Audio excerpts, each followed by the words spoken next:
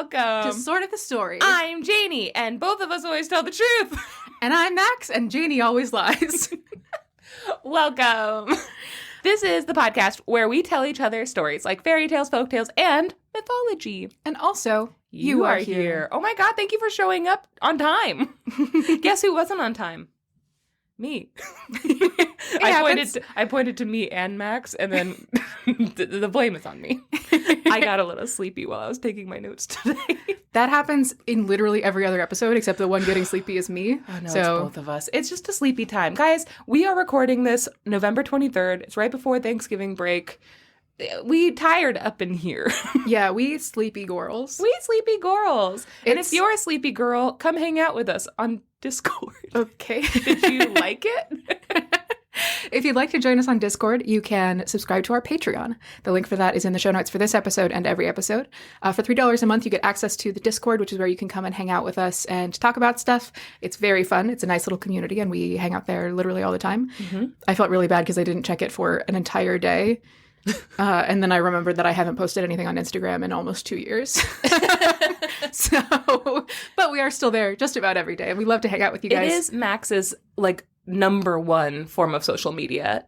You haven't posted on any social media except for Discord. Yeah, I haven't posted on Facebook in 6 years. Yeah. But if that's not enough and you want a little bit more, for $7 a month, you can get access to a full-length bonus episode every single month, as well as the back catalog of bonus episodes. These are full-length regular episodes of the podcast, but they're extra and they're secret, and they're just for you and all the other people who are on our Patreon. Yeah, so you have a community to talk to about it, but it's a small one. Exclusive. Yeah. Fancy. Yeah. So good job, Max. Thanks, Janey. Fantastic. It is recently daylight savings as of the beginning of November. It's hitting hard this year. It's hitting hard. We also gained an hour, didn't we? I think we did, but that means that the sun goes down earlier. Oh, yeah. It just gets a little darker earlier. Yeah. It's listen, it's bad on both ends, because on the springtime, we lose an hour, and that sucks. And then in the fall, we get an hour, but the sun our time shifts so that the sun goes down earlier in our clock. And that makes me feel bad and sad. Yeah. When it's dark. My therapist made this big deal because I told her about how I don't like sleeping, how I feel like it's a waste of time. And if I could get rid of one thing in the world, I would get rid of the need to sleep, because I think it's a waste of time. And I stand by that. That being said, my therapist was very upset about that. And she made me watch a TED Talk about the importance of sleep, which rude. Didn't I just tell you about how I don't like my time being wasted? But I told you about my sleep problems in confidence. And here you are trying to fix me. What do you want to fucking make me watch a TED Talk? Was it a TED Talk or was it a TEDx Talk? Because I just found out that they're different. What's TEDx? No. We've got a hard out today.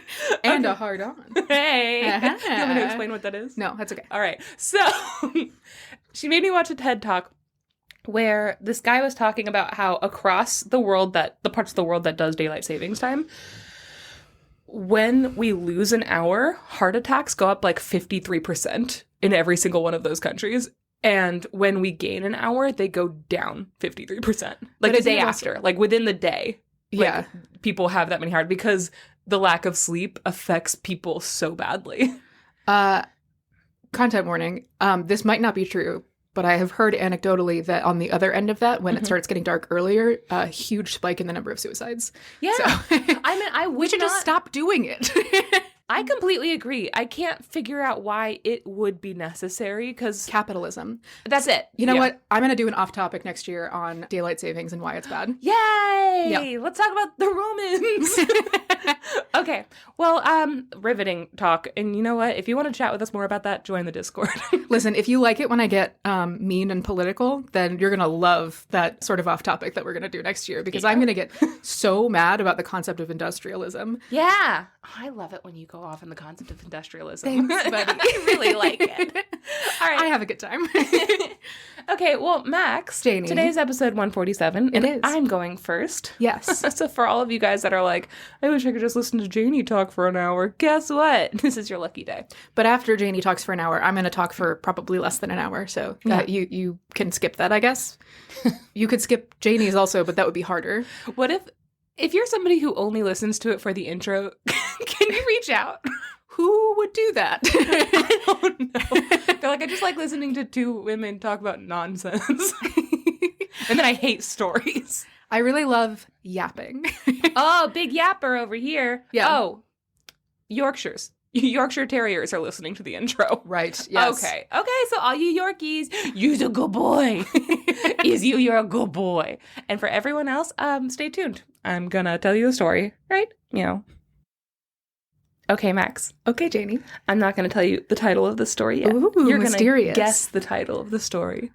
Okay. And you're gonna guess it, I think, pretty soon. Probably within page 1. Okay. Rumpelstiltskin. Oh, man. Here's my firstborn. Oh, what if it was an Uno reverse and Rumpelstiltskin had to give that queen his firstborn and she just gets a horrible little guy? Yeah, that's just a changeling story now. It is, but his firstborn is like an adult. He's like, I had children like years ago. Just like in that show. It's like just an adult man who's kind of sad because his dad is Rumpelstiltskin. What show? Once Upon a Time. Oh, that show. The show about that Rumpelstiltskin? You watched religiously. I watched it once. You watched it once. Do not put this on me. I don't even know what you're talking about. You watched it before I watched it. And you were like, Max, you have to watch it. Did I say that? Yes. Oh, okay. I don't remember ever promoting it to anyone. I did watch the first season, and then I watched it like sporadically every time somebody in my life would be watching it. I'd like walk in while people were watching it, so I knew parts of it. While you were in grad school, you watched through the whole thing. I didn't. In here. I definitely didn't. I never made it to the later seasons. I only ever watched like the first season, maybe the first like season and a half. Anyway, this isn't that podcast. Okay. I'm just going to start with the first paragraph, okay? Okay. Maybe within the first paragraph you can tell who this is written by. Sure. It's me. It's my fan fiction. Harry Styles was beautiful. All right. Quote, "It was so beautiful out on the country. It was summer. The wheat fields were golden, the oats were green, and down among the green meadows the hay was stacked." Yes. Hans Christian Andersen. It's Hans Christian Andersen. Yes, ma'am. She put her little finger up like, a word. My guy loves a pastoral setting. He loves a pastoral setting. All right. There the stork minced about on his red legs, clacking away in Egyptian, which was the language his mother had taught him. That's where I would have guessed it was Hans Christian Andersen. Yeah. He loves a bird that speaks Egyptian. Yeah. If there's like a large bird long-legged that has bird. been to Egypt, that's Hans Christian It's Andersen. gonna speak Egyptian. It's gonna speak Egyptian. It's guns to speak Egyptian. Round about the field and meadowlands rose vast forests, in which deep lakes lay hidden. Yes, it was indeed lovely out there in the country. We just set up on pastoral lands. Idyllic little countryside. Mm-hmm. So there was an old manor house in all of this lovely sunlight and fresh air with all these birds, and it had a deep moat all around it. There were great burdock leaves growing from the walls of the house right to the manor's edge, so tall that children could stand up beneath the biggest ones. And if I lived here, I would every single day have been out there pretending I was a fairy and like having little tea parties and like just being a barefoot little feral child. I would have been in the burdock hiding until someone walked up the path, and then I would pop my head out and be like, who goes there? You must answer my riddle. Also, give me that ankle. I'm gonna bite it. Max. Do you have any snacks? And I would have been like, I'm a fairy, but I'm like the prettiest one, but I don't even know it. That's how I played when I was little. And also I'm an astronaut. And also I'm the president. And I'm so tortured. Oh, my past is so sad. I saw a tweet where someone was like, from now on, anytime someone tells me what their job is, I'm going to say, oh, like Barbie? Yeah. Well, let's start doing that. That's fun. Yeah. Can't wait to meet an astronaut one day. Oh, like Barbie? I really thought that I would have met more astronauts by now. Apparently, they're kind of rare. Me too. In this little wilderness of leaves sat a duck on her nest, waiting for her ducklings to hatch. It had been a long time, and she was getting really, really bored because sitting sucks. It says, quote, "Sitting is such a dull business, and scarcely anyone came to see her." She bored. Well, you know what they say. A watched duck never hatches. Yeah, that's what they say. The other ducks were too busy waddling around the moat or swimming in the water to come into the leaves and chat with her. She's like, I want gossip. I want tea. Give the duck some tea. Give the duck some tea. Oh, give the duck some tea. I want that shirt. But at last, she finally heard the eggshells start to crack. Peep, peep, said the little things as they came to life and poked out their heads. Classic goslings. Beep, beep. No, ducklings. Ducklings, thank Classic you. ducklings. Oh my god. Quack, quack, said the mother duck, as all her babies saddled out. Saddled? Sidled. I think I meant sidled. Hmm. She put little saddles on all her babies. She put reins on all of her children, and then she mounted a massive sleigh, and she drove them into the woods. Quack, quack. To all. To all a quack, quack. Quack, quack, said the mother duck, as all her babies sidled out to look at the green world under the leaves. Quote, their mother let them look as much as they pleased because green is good for the eyes. True. And I agree with that. Yeah. That's good. The babies were fascinated with what they saw, and they all said, how wide the world is! Oh my god! Because the only thing they'd ever seen was inside their little cramped eggshells, and they're like, wow! There's a bunch of stuff out here. Oh my, this is overwhelming. Their mother laughed and said, do you think this is the whole world? Why, it extends on and on, clear across to the other side of the garden, and right on into the parson's field, though that is further than I have ever seen. I like that passage because she's like, the world keeps going all the way out to that field, but I've never been there. It's like, okay, so that's the extent of her world. Yeah. I feel like if I was one of these ducklings, I would be having a panic attack. But that's just me. Yeah, they're like, wow, I can't wait to swim. And there's one in the corner just chain smoking a cigarette. Like it's too big. It's too big. That little one alternating smoking a cigarette and puffing from an inhaler. That's me as a duckling. I want back in the egg. You're just trying to piece it together. You're like, I'm good at puzzles. I can do this. At this, she sighed because she's talking about how big the world is and how much she wants to do with them. But then she looked back at her nest and she saw one of her babies hadn't hatched yet. Ooh. And she's like, oh my God. She looked back. It was the biggest egg in her nest. And she was like, okay, how long is this gonna fucking take? Like, how long do you need? Then she settled back on her nest and just kind of grumbled a little bit and was like, everybody come back here, take a nap. We have to wait for your brother because he's late. Again. I guess for the first time. An old duck came to visit her and asked her what she was still doing on the nest. And the duck was like, well, okay, one of my eggs hasn't hatched yet, but the other ones have. And then she said, quote, but look at the others. They are the cutest little ducklings I've ever seen. They look exactly like their father. The wretch, he hasn't come to see me at all. End quote. Ducks ain't shit. Shit, dude. The old duck took a long look at the large egg and shook her head and was like, I'm so sorry to tell you, that's a turkey egg. That's not a duck egg. That's from a turkey. It was so big. It was obviously not a duck egg. And she was like, listen, I myself once sat on a turkey egg on accident. It's just not worth it, girl. She says, quote, what trouble and care I had with those turkey children. For I may as well tell you, they are afraid of water. They don't like it.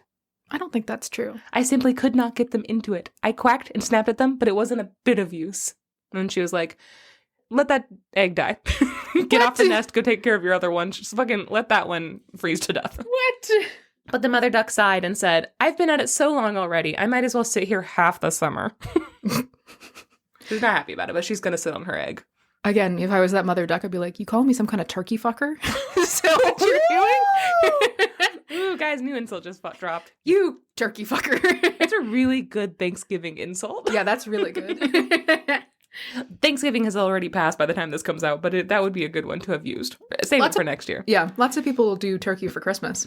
Could be a thing. Do turkey. Like a bunch fuckers. Of turkey fuckers. Interesting. You can't eat at everyone's house. Okay, so one day soon, the big egg finally cracked. Peep! Said the new baby, and out he tumbled. Quote, so big, so ugly. That's actually not the quote. It said he was so big and ugly. But I decided to abandon the quote. So big, so ugly. So big, so ugly. The mother duck stared at him, surprised, and then said, quote, well, that's a frightfully big duckling. He doesn't look the least like the others. Can he really be a turkey baby? Well, I'll soon find out. Into the water he shall go, even if I have to shove him in myself. End quote. Also, I didn't say it out loud, but the ugly duckling. Yeah, it's the ugly duckling. Yeah, thank you. No, thank you.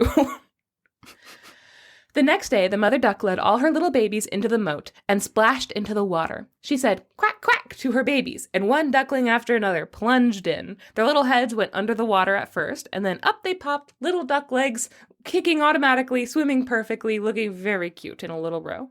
Even the big ugly one was swimming. He could swim too, Max.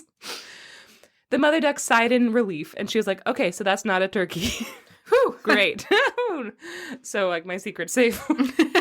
He can swim, so he must be a duck. Like, an ugly duck, for sure. But, like, in some angles, he's not the worst, I guess. This is Mamma Mia for ducks. There's no question of who his father is. Everyone's just like, fuck. I just feel like it should be Mamma Mia for ducks. It should be Mamma Mia for ducks. That's how I'm going to read the rest of the story. Okay. Yeah. Feel free to break out into ABBA anytime you want. Nobody wants that. Let's do sort of the story karaoke, but it's all ABBA. We picked the song, it's ABBA. She decided it was time to introduce her babies to the world. She told them to hold up their little heads high, to keep close to her so they wouldn't be stepped on, and to watch out for the cat. Avoid the cat. The cat? Yeah. The cat loves little ducklings. Oh. To eat. They passed a scene where two families were fighting over an eel head. The cat eventually jumped in, took the eel head for itself. That damn cat. Watch out for that cat. He's sneaky. The mother duck, who would have loved that eel head, but didn't get it, and that's fine, licked her bill and said, stir your legs, bustle about, and mind that you bend your necks to that old duck over there. She's the noblest of us all, and she has Spanish blood in her. That's why she's so fat. See that red rag around her leg? That's a wonderful thing, and the highest distinction a duck can get. It shows that they don't want to lose her, and that she's to have special attention from man and beast, end quote. Oh. I looked this up. I was like, does this mean that she's going to be eaten later? That's why no, apparently it just means the farmer doesn't want to lose the duck. Mm. So I guess she is special. Like a fancy duck. Yeah, this is fancy just Spanish duck. This is just true. Ole. The mother duck continued to teach her babies etiquette, like not turning their toes in and saying quack to their elders as they passed. But even though all the ducklings were doing what they were told, and they were so polite, and they were all swimming with their little toes pointed outwards, just like their mother and father, other ducks around them began to talk a lot of shit. They didn't want to be anywhere near this brood because of how weird and ugly that little one at the end was. One of them said, we won't stand for him, and charged up and bit the ugly duckling right on the neck. No. God, what? Yeah, right away. It's like, whoa. I hate you. Bite. Crack. The mother said, leave him alone. He isn't doing any harm. But the duck who bit him said, quote, possibly not, but he's too big and strange, and therefore he needs a good whacking. A quacking? A whacking. A quacking. Good quacking. The old Doug not old Doug. The old duck with the rag around her leg told the mother that she had beautiful children, except for that weird ugly one. She said, quote, it's a pity you can't hatch him again. And the mother duck was like, that's not possible. Also, quote, he isn't so handsome, but he's as good as can be. And he swims just as well as the rest, or I should say even a little better than they do. I hope his looks will improve with age. And after a while, he won't seem so big. He took too long in the egg. That's why his figure isn't all it should be. She's like, he just cooked too long. Mm-hmm. All right? He'll grow into it. She preened his feathers and said, quote, moreover, he's a drake, so it won't matter so much. I think he will be quite strong, and I'm sure he will amount to something. Which is nice, I guess. So she's like, boys don't have to be pretty. Yeah, kind of. Or just like, boys don't have to be small, I feel like is the thing. Like, it's okay that he's so big because he's a boy. You know, big, strong duck. Yeah. Uh-huh. The old duck told her that at least her other ducklings were pretty. Then she told the brood, quote, now make yourselves right at home, and if you find an eel's head, you may bring it to me. Oh, may I? I didn't realize that ducks ate eels. I didn't realize eels would be in this moat. How? I have a lot of questions about these ducks and these eels. I do think ducks would eat, they eat fish and stuff. Yeah, so it makes sense that they would eat eel heads. Why are they just finding the heads? Maybe the farmer is giving, like, just tossing out eel heads? Probably tossing all his scraps in for the ducks to eat. That would make sense. Also, I feel like that would be really healthy for them. Yeah. Good for the farmer. I think we sorted that out. We've solved the question of the ducks and the eels. The end. Just the new birds and the bees. Anyway, Max, I'm excited about your story. Okay, so she was like, make yourself at home. Give me any eel heads. Num, num, num. And they did feel right at home, Max. All except the poor little ugly one. He was pecked and pushed around and made fun of by all the other ducks. Even the chickens clucked about him, saying, He's too big. Too big! I know, too big! The turkey, who thought of himself as an emperor because he was born wearing spurs, as an emperor is. Oh, is that... What is that? An emperor. No. Okay. He would puff up, and he would gobble at the little duckling until he was red in the face, and the little duckling was like, sorry. Quote, the poor duckling did not know where he dared stand or where he dared walk. He was so sad because he was so desperately ugly, and because he was the laughingstock of the whole barnyard.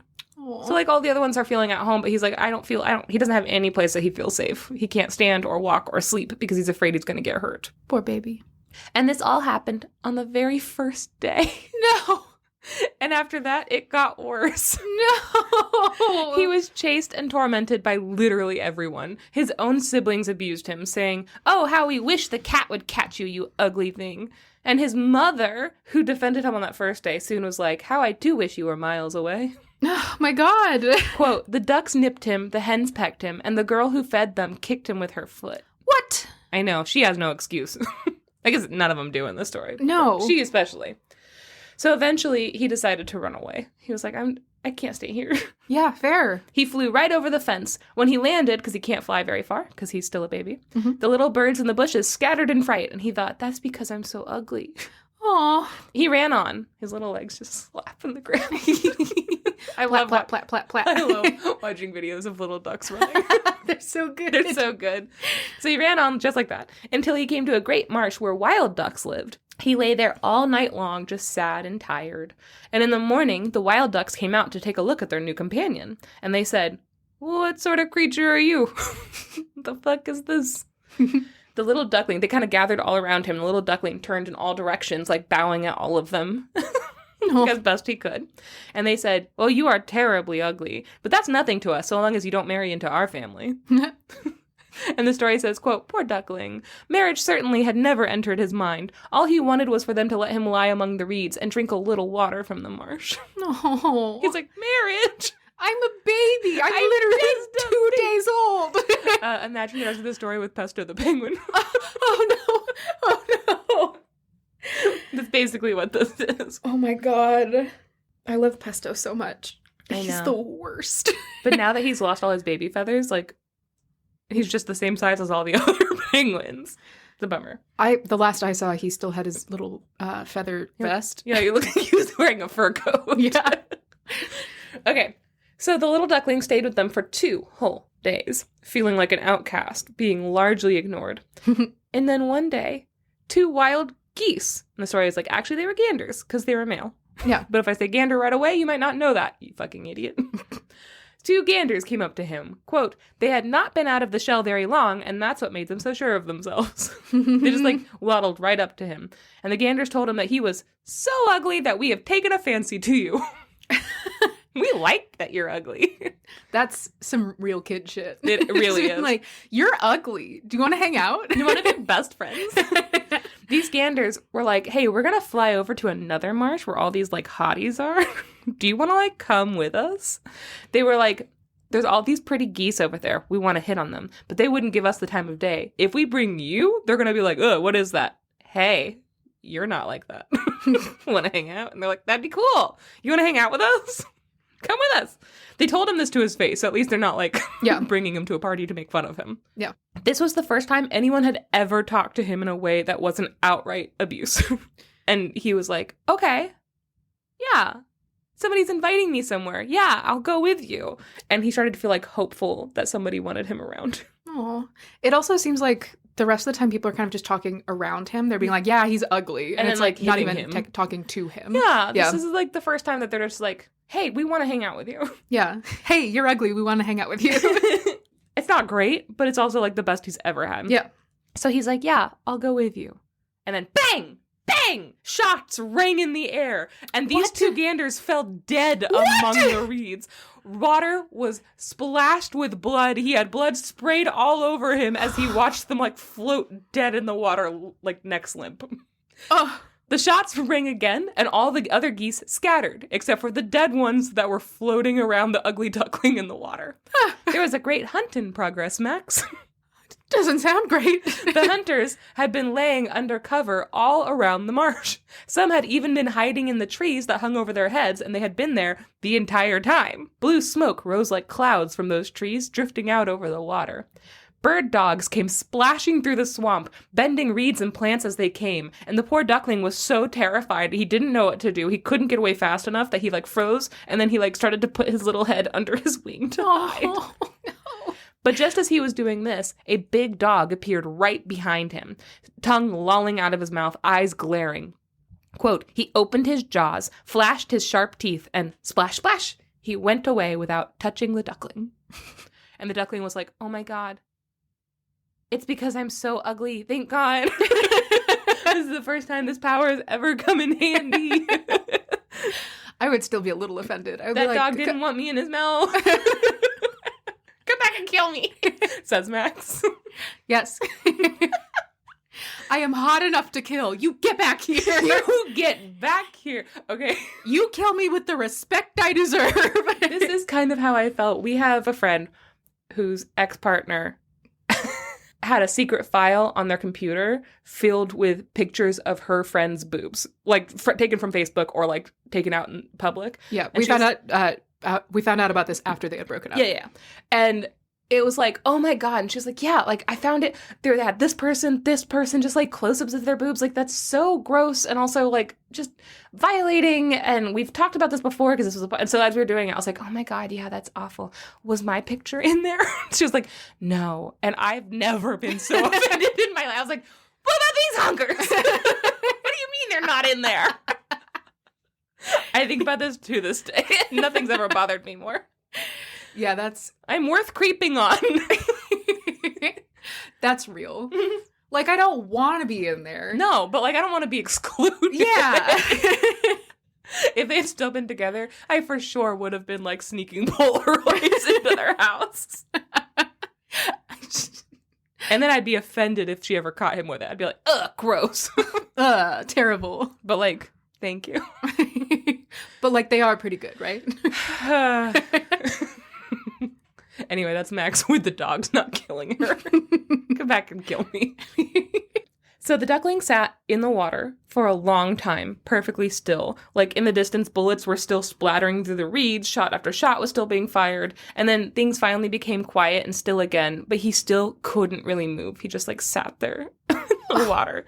He stayed there for several hours and finally got the nerve to look around. And when he saw he was alone, he scurried away from the marsh as fast as he could go. He ran across field and meadows, the wind blowing so hard that he struggled to keep onto his feet. He just kept getting knocked over because he's kind of oddly shaped. Oh, this poor baby. Late in the evening, he made it to a little shack, quote, so ramshackle that it didn't know which way to tumble, and that was the only reason it stood. Me too. Same. Yeah. My grandma had this old shed in her backyard that it was a cheap shed that they built in 1900 or something like that. Yeah. And it was both of the walls were collapsing inward to the center of the shed in a way that made it very sturdy. Literally exactly that. Yeah. The wind was blowing so hard now, there's a storm picking up, that the little duckling was exhausted, and it was just getting worse and worse. And so when he was looking at this little shack, he saw that the door, one of the hinges on the door had come loose, and it was making it hang so crooked that there was a little space that he could squeeze through. So he squeezed through that little hole just to get out of the storm. In this hovel lived an old woman with her cat and a hen. The cat was called Sunny, and he could arch his back, purr, and make sparks. And it says, quote, though for that, you had to stroke his fur the wrong way. Oh, so he spits. Yeah. And he's that's a talent. That's something I contribute. The hen had short little legs, so she was called Chicky Shortleg. That's a Discord name, right? Chicky Shortleg. Classic Chicky Shortleg. Oh, somebody who's 5'2" and under, take that name. She laid eggs, and the old woman loved her as if she was her own child. Aw. In the morning, the three noticed the strange duckling. The cat purred and the chicken clucked. And the woman said, what on earth?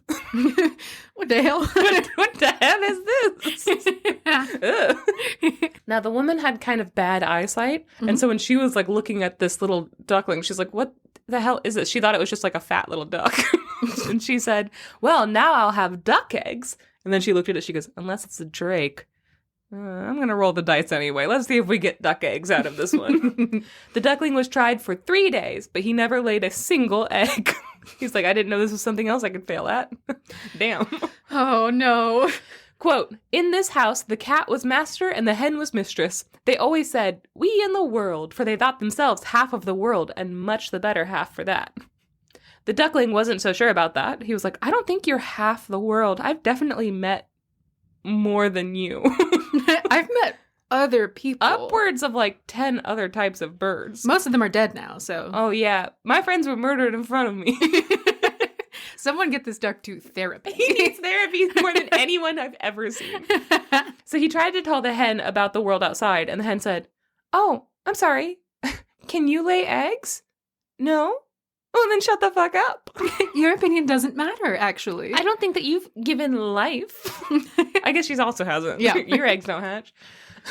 Your eggs don't hatch is a hilarious burn. You turkey fucker. You turkey fucker. The cat said, it's okay. Listen, don't be mean to him, okay? Because he can at least purr and arch his back and make sparks. And the duckling was like, I can't do any of that. And the cat's like, oh, then maybe you should shut the fuck up. Jesus. The duckling sat in a corner feeling depressed. He kept thinking about fresh air and sunlight and swimming on the water. And he was like, have you ever swam on the water? And he started trying to tell the hen all about it. And she said, learn to lay an egg or shut the fuck up.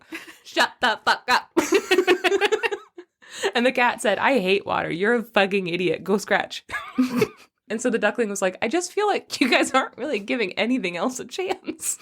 And the hen said, quote, just thank your maker for all the kindness we have shown you. Didn't you get into this snug room and fall in with people who can tell you what's what? But you are such a numbskull that it's no pleasure to have you around. Believe me, I tell you this for your own good. I say unpleasant truths, but that's the only way you can know who are your friends.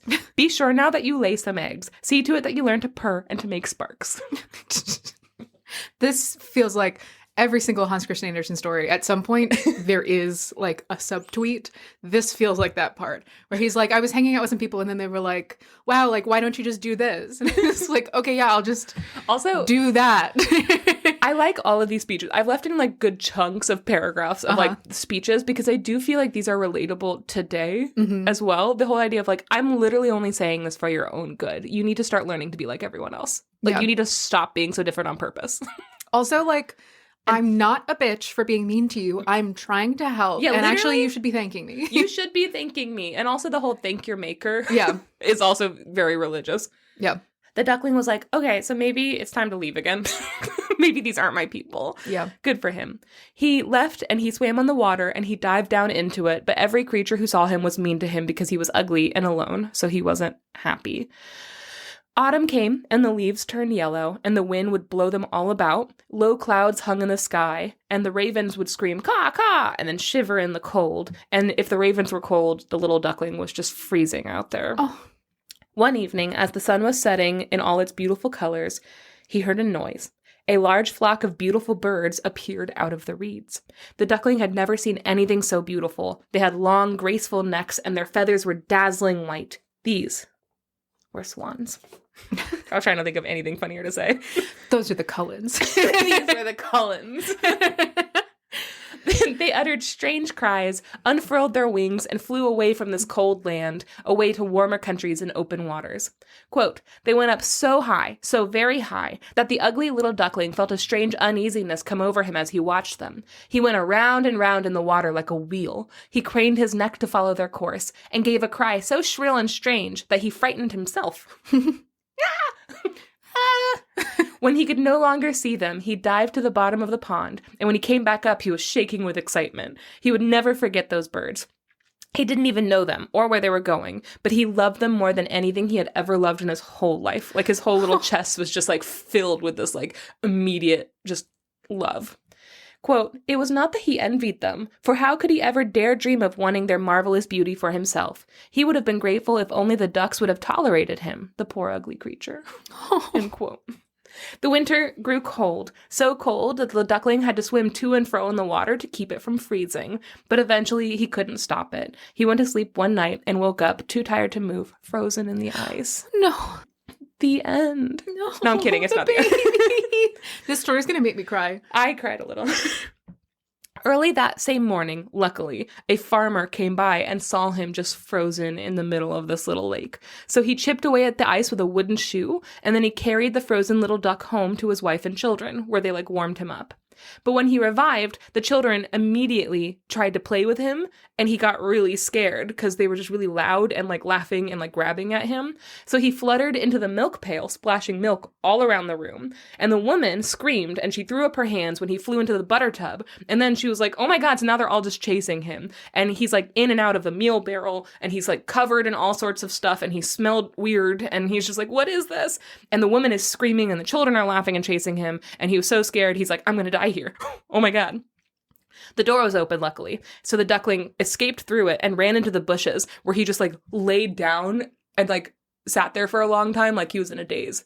This poor traumatized little duck. I know. I get really sad thinking that whenever he's really scared, he just freezes for a little while. Yeah.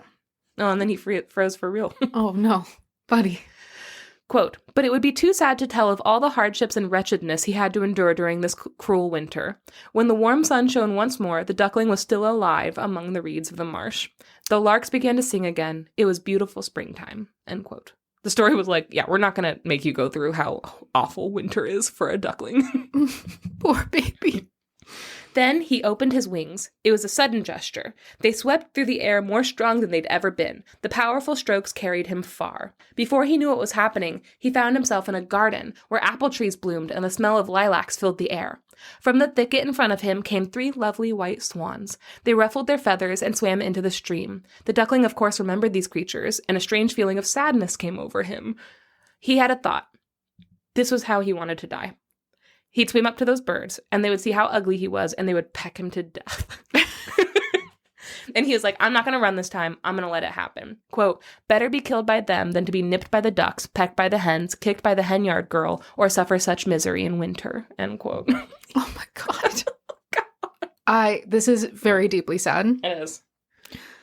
I would also like to posit an alternate reading of this. Okay. Where he's like, I just want a beautiful woman to crush me between her thighs to death. You know what? Fair. Go. You go, little ugly duckling. You little ugly freak. Okay. So he flew into the water and he swam towards them. They saw him and swept upon him. And he spread his wings and said, kill me. Oh no. And then bowed his head and waited for death. Jesus. But when he bowed his head, he got a look at his reflection in the water, and he was shocked. He didn't see an ugly, clumsy, dirty, gray bird. He didn't see someone who was ugly and offensive and evil. He saw a swan. Oh. Why am I going to cry? I love this little duck. He's so sweet. He's so sweet. He never did anything wrong. Nothing. These mean birds. All right. Quote. Being born in a duckyard does not matter if only you are hatched from a swan's egg. It's not the end of the story. I'm just crying. Oh my God. Whew. The story fucking gets me. Also, I feel very silly that the story is getting me so hard. It's literally the ugly duckling. But also... I know. Okay. I don't think I've ever heard the version where... he wants to die. Yeah, I mean, the version that I've heard is much shorter, and it's basically like, he was so ugly. Everyone hated him, and he was so ugly. Yeah. And then one day he grew up, and then he was beautiful. Well, it's like the Rudolph the Red-Nosed Reindeer story. It's made for kids, so you don't feel terrible, and there's a don't bully lesson at the end. Yeah, whereas this is just and then he got punched in the face 100 times. He was literally tortured. Yeah. Okay. Quote. He felt quite glad that he had come through so much trouble and misfortune, for now he had a fuller understanding of his own good fortune, and of beauty when he met with it. End quote. The swans swam around him, stroking him with their bills. Little kids came into the garden to throw grain and bits of bread into the water, and cried, "There's a new one! A new one has come!" And they ran to get their father and mother. As the humans threw food into the water, they agreed, quote, "This one is the most handsome of all. He's so young and good-looking." End quote. The old swans bowed in his honor. He felt shy and tucked his head under his wing. He didn't know how to take any of this. He was happy, but he wasn't proud. Quote, "For a good heart never grows proud." End quote. I disagree. I would also say that Hans Christian Andersen disagrees. Oh my God, Hans Christian Andersen, don't try to fool us. He thought about how he had been treated before, and now he heard everyone calling him beautiful. The lilacs dropped their clusters into the stream before him. The sun shone warm upon him. He wrestled his slender neck high and cried out with a full heart, quote, "I never dreamed there could be so much happiness when I was the ugly duckling," end quote. The end. Oh my God. Okay. I don't have a lot of notes on the actual writing of this story. It was published November 11th, 1843 in New Fairy Tales, which it was at the time. Sure. 3 other tales were published in the same book. They all got like huge acclaim. Like people love Hans Christian Andersen's stories. There's some speculation as to why he wrote this. Weirdly enough, at least on the Wikipedia article I perused, none of it has to do with him being gay. Oh, it has to do with like he grew up kind of ugly. Like he had this really long nose and they were like, that's part of it. He grew up really ugly and he was bullied. But then when he grew up, he was like a beautiful singer and he was really rich and he like made it through. Right. I think it's really funny that like 100 years after his death, people are like, yeah, well, it's probably because he was weird looking. Why does this literary analysis include bullying the dead guy? Well, they were like, why would he write this? Yeah, no, I just, they were like, it's because he was ugly. Well, and so when they really are taking it at face value. So a little bit on the nose. Yeah, a little bit on the nose. It doesn't fit the bill. So, quack. So I would say when I had the same reaction that you did, right? With it's like, I haven't heard the story. This is so introspective. This fits with so many people's personal journeys. Whereas I know that I guess The Ugly Duckling is supposed to fit with personal journeys, but I've always ever heard it like, don't bully people because they're probably just going through a phase or they might end up beautiful. Whereas this one, it really became you're just not with your people yet. Like things are really hard, but like it's not going to be hard forever. I think that's why it was getting me so bad is the idea of like so many people don't realize that like it's not going to be like this forever. I think it's also, this really does underline the space more so. Whereas the way that I read it is like, it doesn't matter if people bully you because you're going to be beautiful when you grow up. And like, yeah, other people's opinions don't matter. And that's kind of what I've taken away from it in the past. But I really like that the final line is like, yeah, you might look the way that you look forever. Yeah. But there will be places where that is considered beautiful. And or not even just like, looks. Yeah, exactly. Yeah. Like you might be like this and it not be acceptable where you're from, but that doesn't mean that you're not going to find your space and your family later. It doesn't have to be where you're born in. Yeah. Like, maybe you were just born in a place that wasn't for you. Mm-hmm. This is one of the dumbest things I'm going to say ever on this podcast. That is a wild claim. Yeah. I listened to, there's this podcast called 99 Questions, mm-hmm. and they bring like people on and they ask them 99 questions about themselves. And there's one with Brennan Lee Mulligan, who's one of my favorite people on the planet. And a lot of that is like, he was homeschooled growing up and his like few occasions with other kids were like them being like, he's really weird or whatever. And like weird he had homeschool kid. Yeah. And he had a lot of like, his family was super supportive and everything. But he was like, once I got out into the world, it was like, oh, this is like, ugh. Yeah. But also because he's always been someone who plays a lot of D&D and who has like a huge imagination and is like very smart and speaks very intelligently and everything. And so a lot of people were like, that gets weird. Yeah, because he was only around adults. Yeah. And the adults in his life were nerds. Yeah. And so it's like, I don't know. I think that's kind of a similar, but like now he's in a space where everyone absolutely loves him because those are the things that they value. Yeah. And well, he's and like also one of the most like, universally beloved people in the like actual play TTRPG space. So I also feel like it's the idea of like, even if people didn't understand the things that he was into, they got to know it because they love him. Yes. Because it's like, you know what? I'll play this and get into it because I love you and I want to be interested in the things you're interested in, and that's also part of it. Yeah. Part of finding your crew. Yeah. It's not just, you don't have to find one that's already around. It's like, yeah, sometimes you can make that space for yourself also. And I think that's a good secondary lesson that I would add on to this story. Yeah. And I also feel like even though it might not have had anything to do with him and his like sexual identity, I do feel like Hans Christian Andersen. Yes. Brennan Lee Mulligan. Even though people aren't pausing that this has anything to do with his sexual identity, I, first of all, highly doubt it. It just doesn't feel like, reading the story, I was like, there's just no way. Because not all of it feels like physical, It would make sense to me. Maybe not necessarily that like he was bullied for people thinking that he was queer, but more so that he felt out of place everywhere because of kind of a standardized, and it's universal heteronormativity. Yeah. Well, and it's also the idea of like, he has the line in there about the little duckling, them being like, just don't try to marry any of us. And he's like, I wasn't even thinking about marriage. You know, the idea of like, you can't marry somebody that you love because you inherently don't deserve that because of the weird things that you're into. It's like, what the hell? I don't deserve love.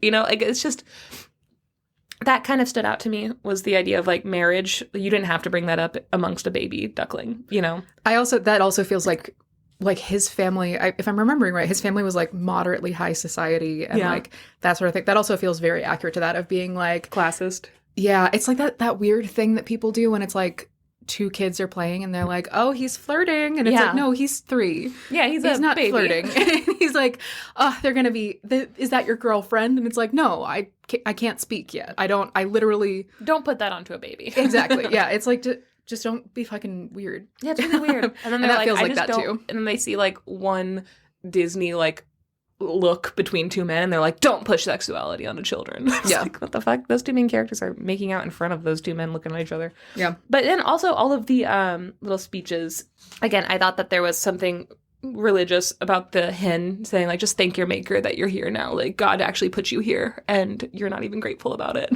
Yeah. And I'm the person telling you how to be good and you're not even listening to me. You know, like, that's something I feel like so many people have heard. The mother, even when the mother was like, he's fine. He's the best that he can be. And also he's going to grow out of this. So it's fine. And like, it's not going to matter because he's like going to be a big, strong man. And it's like, that also feels like there's a lot of connotations that ring true, I think, to a lot of people's personal stories. Yeah. It's also that feels also like if like someone's love of you is conditional on the idea that you will change to be someone else. That's not good. It's not good. Don't do that to your kids. Don't do that to your kids. Yeah. Anyway, I love you all. This story fucking got me. Yeah, this is a lot sadder than I've ever heard this story before. But it's Hans Christian Andersen, so of course it is. Of course it is. Of course 2 ganders get murdered in front of him. My God. Blood splatters across the water in this story in front of a baby. A baby. All right. Do you want to take a little break? Yeah. Okay. We'll be right back with a new tale.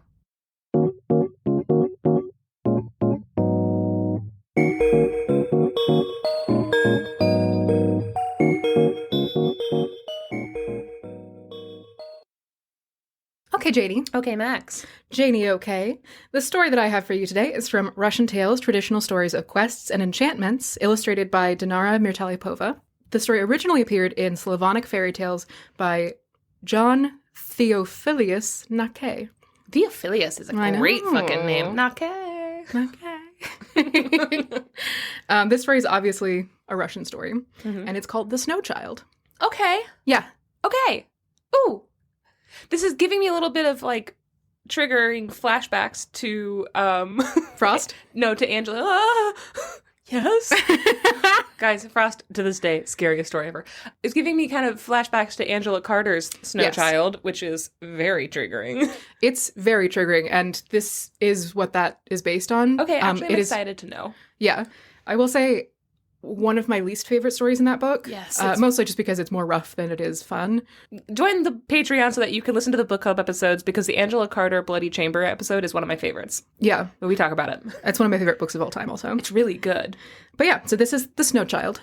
It's almost winter. It's wintering, and I fucked up the bonus episode for Halloween and didn't do a scary story for our October bonus episode, so I'm making up for it by doing a winter episode for winter.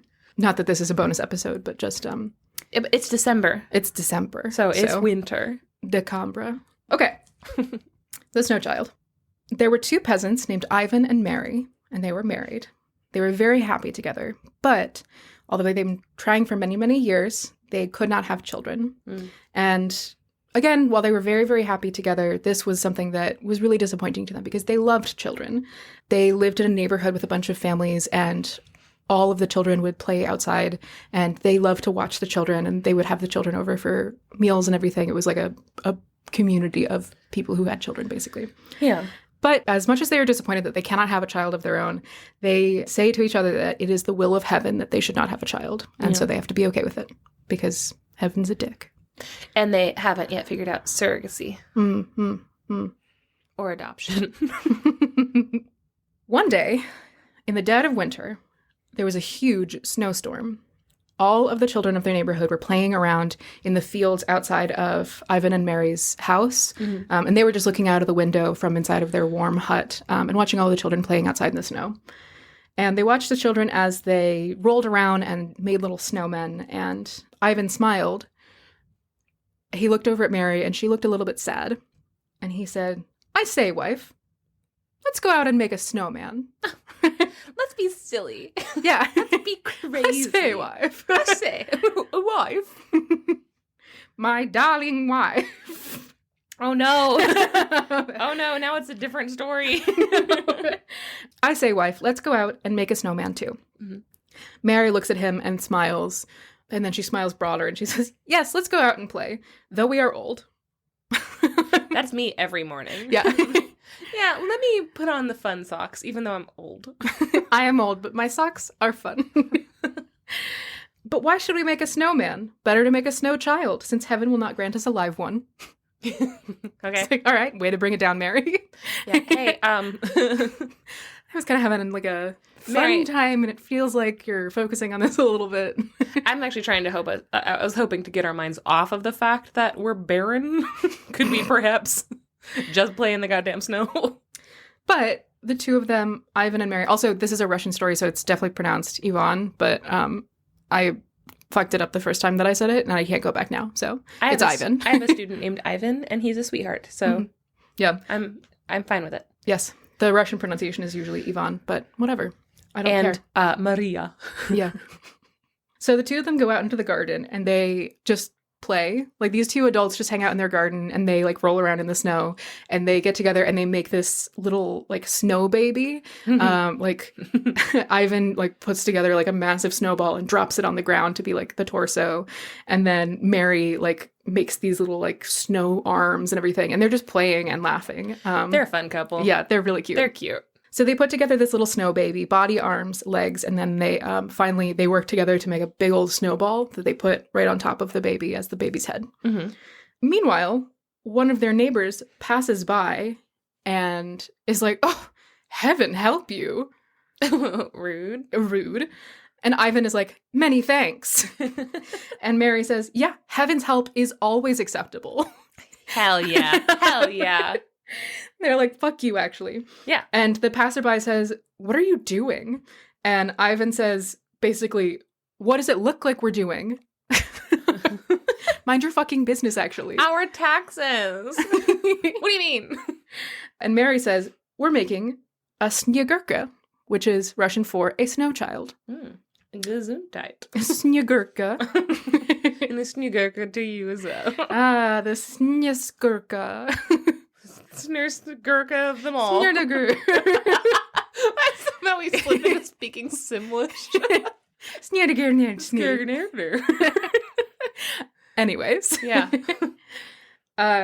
The neighbor kind of scoffs at them and continues walking.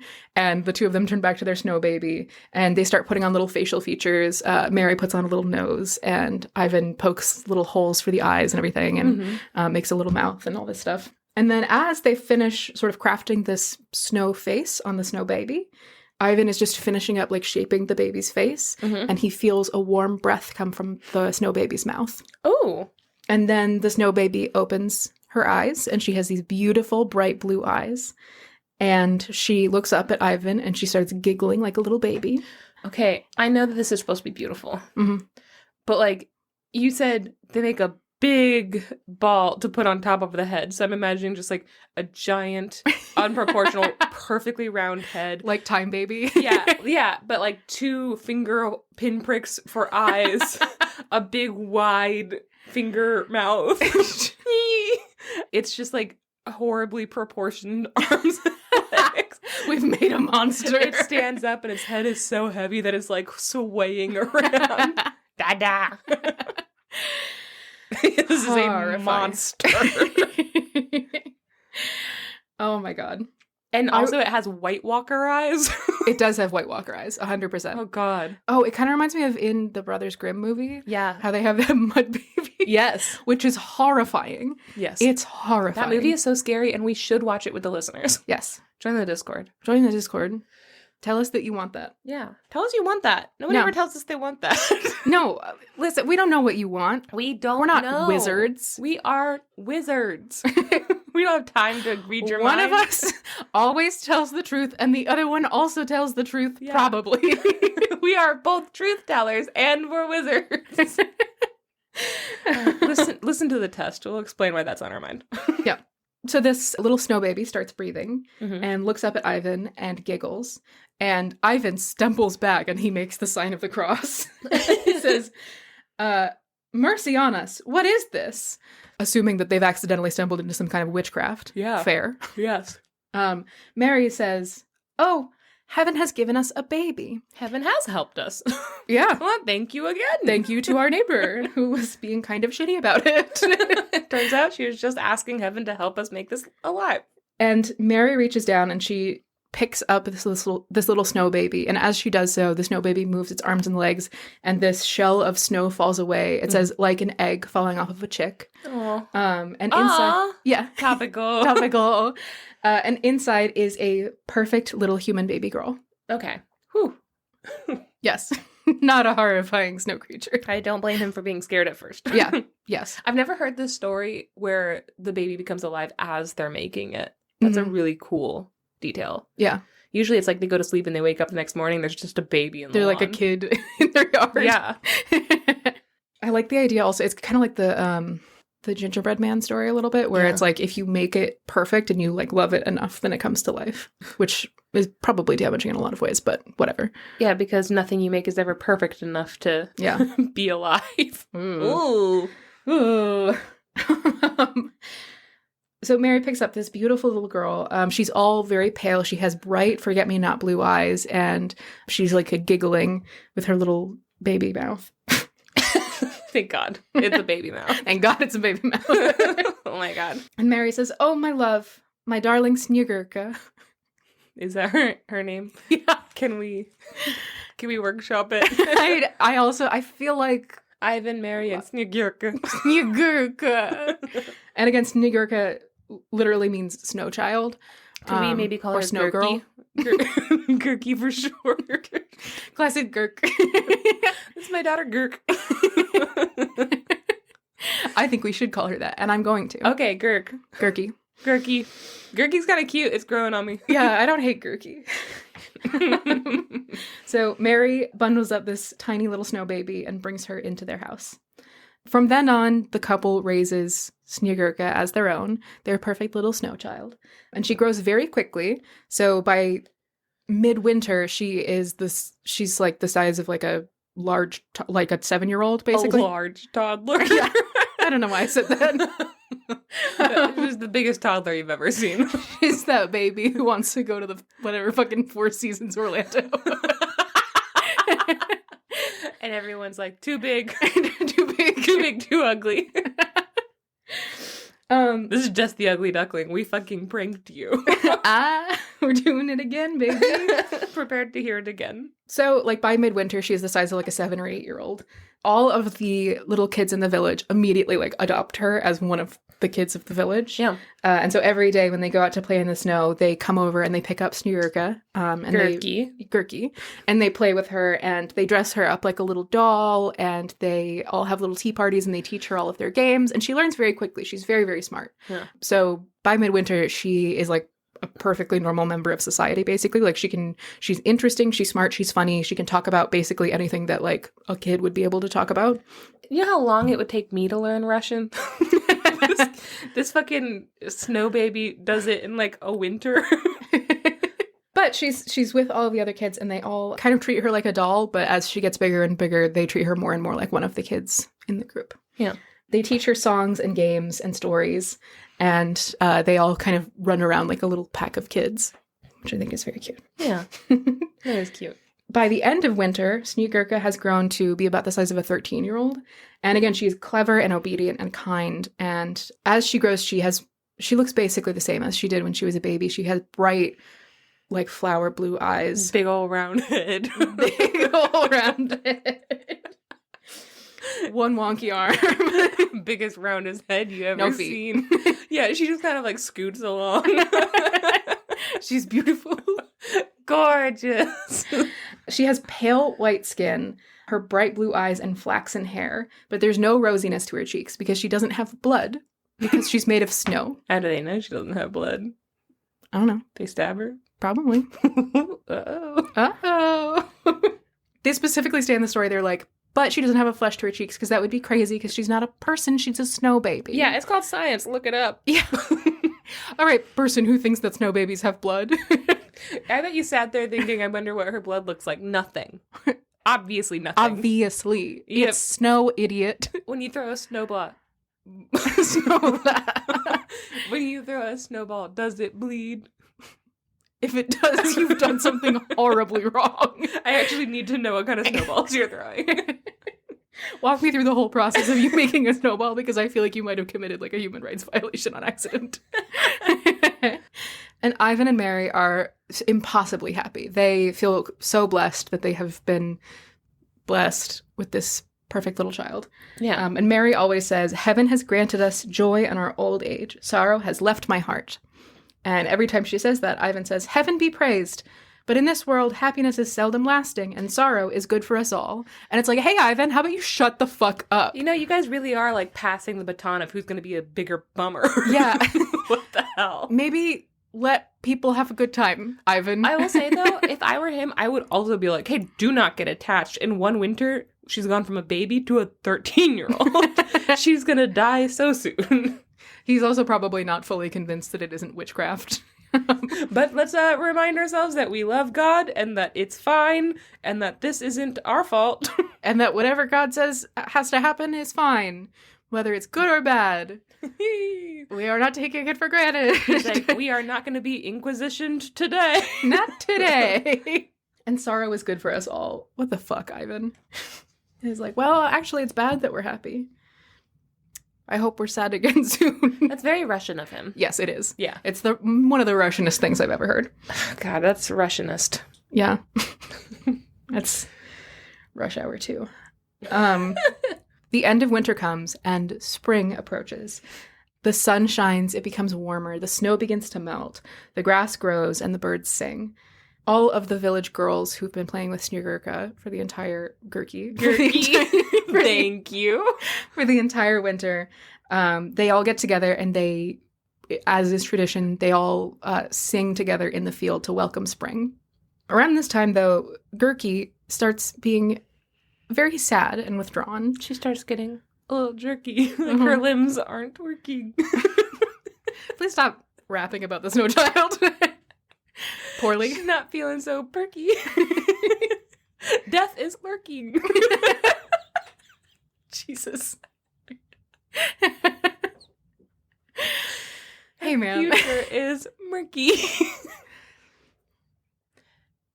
Come up with another word that rhymes. Clerky. How would that? Good thing she's not a turkey.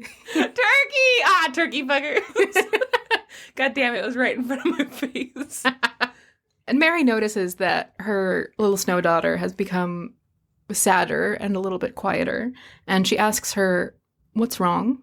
And Sneegurka every time just says, I'm well, mother. A little bit sadly. Okay. No matter how many times Mary asks, she's just like, no, I'm okay. Mm-hmm. Spring continues and everything is in bloom. The world outside is bright and charming. It's that kind of like cool, bright sunlight everywhere.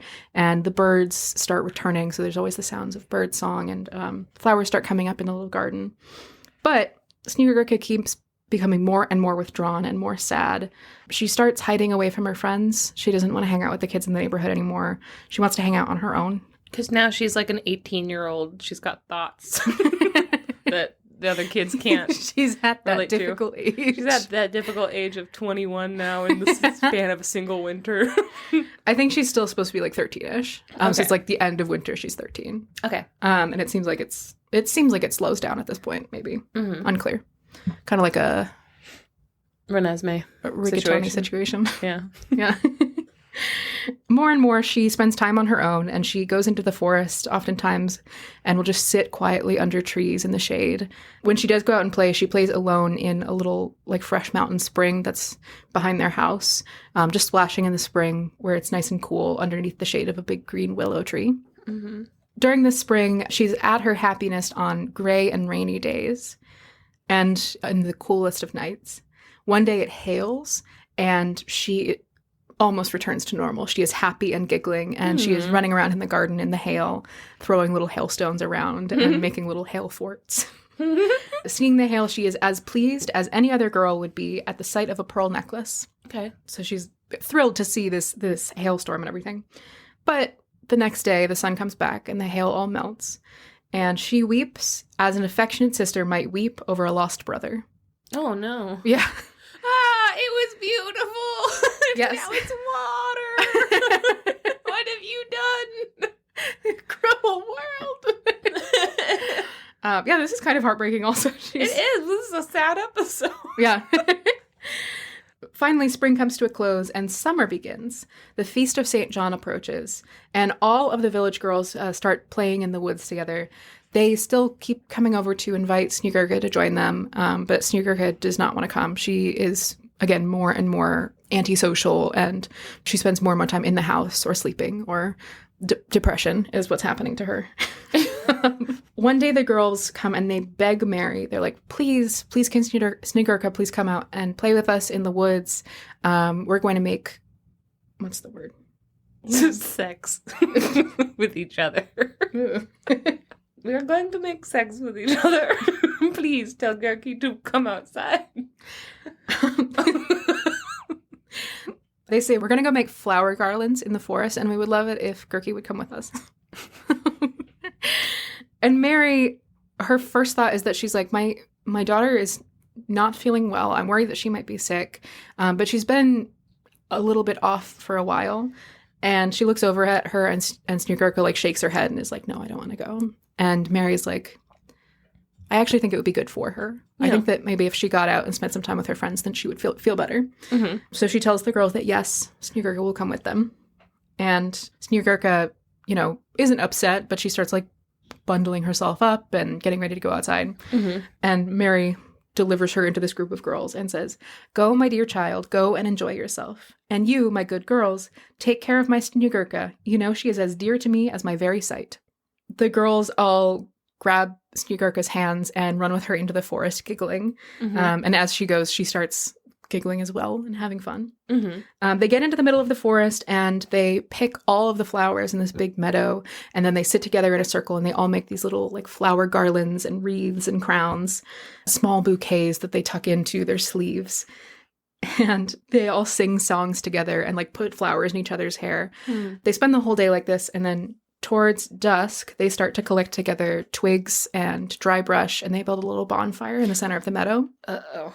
All of the girls stand in a line with Sneegurka at the back, and they're like, we're going to play a game. And she's like, what game? And they're like, the rules are really complicated. Just when we run, you run. Do what we do. It's going to be so much fun. Okay. So all of the girls stand in a line with Sneegurka at the back, and they say, run after us. And they all run and jump over the bonfire. Uh-oh. Each of them jumps over and, like, lands on the ground, and some of them, like, roll with flowers tumbling everywhere. And then finally, Sneegurka jumps over the fire, and everyone is in front of her, looking away. So all they hear is a painful cry behind them. Oh, no. They turn around, but Sneegurka is nowhere to be seen. They start panicking, and then they're like, oh, she's probably just hiding. Like, she's so good at hiding. They actually say, the mischievous puss.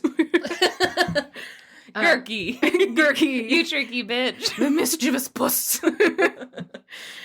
And so they start looking around for her wherever she's hiding. They call her name, and they giggle as they, like, peek into bushes to try and find her. But they can't find her. And they get more and more concerned. And then they're like, oh, well, she probably didn't like the game and she went home. Like when we were at Target. Max did this to us. I literally didn't. They're like, maybe she went home. So they all go back to her house, and she's not at home. Mm-hmm. And Mary and Ivan are like, what do you mean she's not with you? They all go out, they gather together all of the parents of the village, and they scour the forest for 3 days, calling her name, looking everywhere that they can, but they see no sign of the snow child. Even after 3 days, everyone sort of gives up looking. They assume that she must have run away or something like that, or perhaps been carried off by wild animals or like a really big bird. What? Is something that they say in the story. I need to know the backstory behind the big bird that carries away children.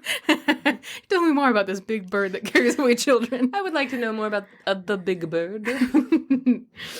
For a long time after everyone else gives up, Mary still searches through the forest, calling Sneegurka's name, which, tricky. Gerky! And when she thinks about it, Mary thinks about when Sneegurka disappeared, and she imagines that in her memory she could hear Gerky cry out at the moment that she disappeared. Mm-hmm. And the story asks, where did Sneegurka go? What happened? Was she devoured by beasts? Was she carried off by some large bird? Did a big old bird get her? No, that's not what happened. She jumped over the fire, and the heat of the fire melted her entirely. She turned to water, dripped onto the bonfire, and immediately evaporated into a beautiful white cloud, which scudded up into the sky and disappeared forever. And that's the end of the story. Oh. Sad. Yeah, it's a pretty sad one. I still like it, though. Yeah. Okay. So actually, it's fine. So it's good, actually. No, that's beautiful. Yeah. By the way, Angela Carter's nothing like that. No, the Angela Carter one is deeply traumatizing. And also, genuinely, maybe should have been excluded from the book because of how triggering it is out of nowhere. Yeah. It doesn't seem to... I've read a couple Snow Child stories. There's no, It doesn't seem to come from anything. It's not the most well-founded. No, it's not. Okay. Yeah. Sorry, go ahead. What else does this remind you of? I keep hearing rhymes for Gerky. Turkey. Perky, murky, turkey.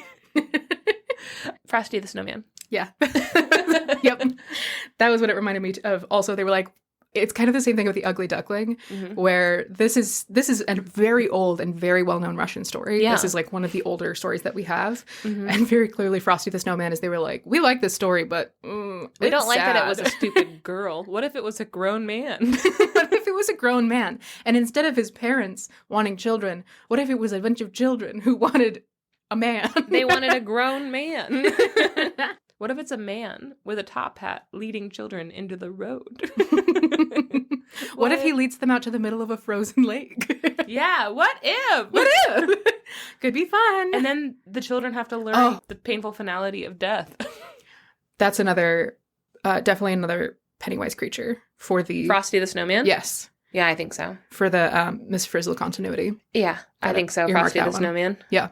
Oh, he did say that he would come back. He did say that he would come back. And I would posit at the end of the story that she turns into a cloud and disappears into the sky, which could be very sad. It could be like, oh, she died. But like the water cycle. But like the water cycle. But like the water cycle, though. Are you going to go through some of the alternate endings for this story? No. So I recently read, you know that Winter Tales book? I recently read a Snow Child version. It wasn't like this. I really liked this one. Where when she dies at the end, it's that her father, who's like Father Frost or something like that, Father Winter, he comes and he picks her up again. And it's basically a thing where he was like, you really wanted a child, so I let you babysit mine for winter. And then he came and got his daughter, and then they looked down really kindly on them for the rest of time. And she would just every once in a while be like, that's my foster parents. Remember them? I will talk about Father Frost. I really like that version though. Like of her going somewhere and not just like evaporating. Like, she didn't ask to be born. She didn't ask to be born. Mom. I don't like that she had a pain. Yeah. Not the best. But like again, the water cycle. I like to believe that it is more like a she'll be back again next year. Frosty the Snowman style. They just have to make another snowman. Snow girl. Snow girl. This is ATU type 703, the Snow Maiden. Again, a very prevalent type in Russian stories. It is very important to underline that the Snow Maiden ATU type is different from the Snow Child type, which is 1362. Okay. The Snow Child story is that a man returns from 2 years at war and finds that his wife has a child who is like less than a year old. Yeah, it's his child. Don't worry about it. And he's like, what the fuck? And she's like, oh, it was the craziest thing. Last winter I went outside and I like opened my mouth and a snowflake fell in my mouth and then I was pregnant. Crazy, right? So he's actually half snow. Don't worry about it. He does not believe this, but he pretends to, and he helps her raise this little boy. A couple of years later, though, she goes to visit her family and leaves him with the boy, and he sells the child into slavery. Oh. And then when she gets back, she's like, where's my son? And he's like, oh, he melted. Oh. Yeah. Horrifying. That's... Oh, no. Yeah, pretty bad. Yeah, that's fucked up. Yeah, that's worse. Yeah. But something fun about this. Snegurka in most stories is referred to as Snegorochka. Mm-hmm. That's the name that she's known by in most of Russia, and she is still a very prevalent figure in Russian folklore. I told the story a long, long time ago of Frost. Mm-hmm. Also, Ded Moroz is the other name that he goes by in Russia, but that just means Father Frost. Guys, that's the scariest story I've ever heard to this day. I don't like Father Frost. But Ded Moroz, there are stories in which Snegorochka is Father Frost's daughter, and there isn't, like you said, there's an alternate version where she was kind of on loan from Father Frost, and he called her back. There are lots of stories where she continues and grows up with Father Frost. Something really interesting, though, is that she's the daughter of, or either the daughter or the granddaughter of Ded Moroz, who is you can listen to the Frost episode, but he's basically Russian Santa Claus. But he's more he's not associated with Christmas. He's associated with like winter and gift giving. Yeah. But he's like a solstice. Yeah. Sort of. Mm-hmm. Yeah. And he goes and gives presents to all of the kids and everything. So he's like one of the progenitors of Santa Claus, most likely. Mm-hmm. But she's either the daughter or granddaughter of Ded Moroz and Besna Krashnya. I think I'm saying that right. I had to read the Cyrillic and then write it down. Okay. But I think it's Besna Krashnya, Spring the Beauty. Okay. So she's the daughter of winter and spring. Cute. Yeah. A little snow child, which I think might have something to do with the flower, the snowdrop, but that's just a theory. Read the Cruel Prince series and the books after it, because they cover a lot of folklore, and the snow child is part of one of the books, but I'm not going to tell you which ones. Also, maybe don't read The Snow Child by Angela Carter. Oh, it's very upsetting. Definitely read The Bloody Chamber, but you can skip that be one. warned that The Snow Child is the worst in the book, and it's triggering as fuck. Yeah. So this edition of the book that I have is illustrated by Dinara Mirtalipova, and she has these really beautiful like folk art style illustrations for all of the stories. Gorgeous. And yes, there's only one illustration for the story, but I think it's very pretty. Oh, it is gorgeous. It's a Russian, like a folk Russian illustration of a little baby with rosy cheeks, which is not what happens in the story. But she's in a big blue, beautifully decorated coat with a big headdress on. It's gorgeous. Snowflakes all around her. Yeah, she kind of looks like she looks like she's dressed up as a snowflake a little bit. She does. This is gorgeous. I think it's very pretty. I also found another illustration from a different edition of this story that I think is very cool. This is an older illustration, but I really like it. Also, it has the watermarks on it, so. It's an old couple leaning down like, oh my god, there's a baby in the snow. And there's this little baby who basically is only just a floating head because her little body is blending in with the snow. But she's got like a little blonde head. Yeah, it looks like she's wearing like a snow onesie. Yeah, it's very cute. Yeah, I like that one a lot. Yeah. That one's gorgeous. Hold on. 1 second. Take your time. Since I did not show you a picture because I forgot, here is what those mean little ducklings were bullying. Oh, no. He's so cute. This is a baby swan. How did you do that? He's perfect. Baby swans are just the softest, fluffiest. They're just ducklings with black beaks. Yeah, they're just little white and gray puffs with black beaks and black feet. Yeah, this is what they were torturing and telling that he was too ugly and like making him want to take his own life. When you're being mean to me, this is what you're being mean to. No, I would never. Anyway. He's just a baby. He's just a baby. Anyway, guys, first of all, Max, fantastic story. First of all, Janey, thanks. That's put me in the mood. I'm happy for winter.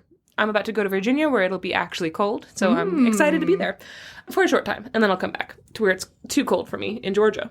So winter might kill me. Guys, if you liked those stories, please hang out with us on social media.